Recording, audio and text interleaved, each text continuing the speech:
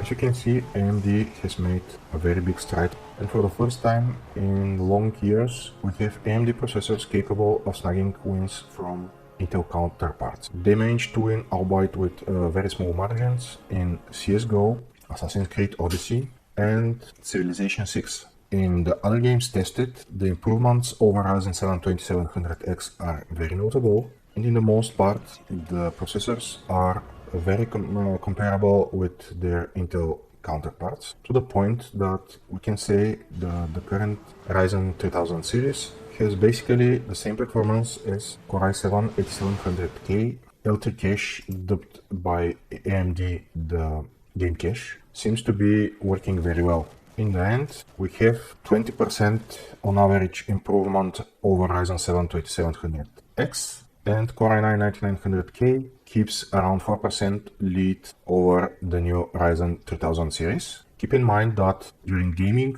both AMD processors were running at around 4.2 GHz. Let's take a look on the application performance side. And again, the improvements of the new generation are quite noticeable. Also, again, for the first time in quite so many years, AMD has managed to beat Intel in single thread performance, albeit in only a few tests. That is Cinebench R15 OpenGL test and the single-threaded Cinebench R20, which AMD used in their promotional materials to show their single-thread performance capability. In general, however, Core i9-9900K is still a tiny bit faster in single-thread performance, as seen in the results from Cinebench R15 single-thread test and WebXPRT, which is browser performance test that runs mostly, it's not single-threaded, it's low-threaded. In the multi-thread performance, however, it is a substantial win for Ryzen 9 3900X, which basically destroys any Intel competition with large lead that sometimes go over 50%. The 3700X is also very good performing, and most of the time it also beats Core i9-9900K, though the margins are quite a bit smaller.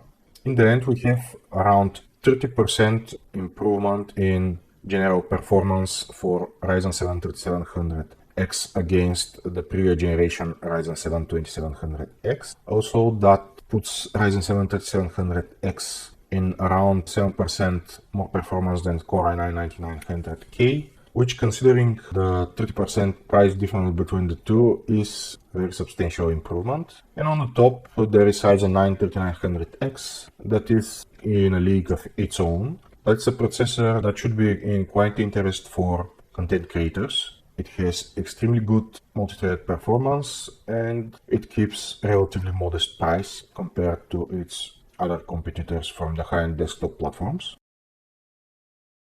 Please like and subscribe to our channel. Have a nice day.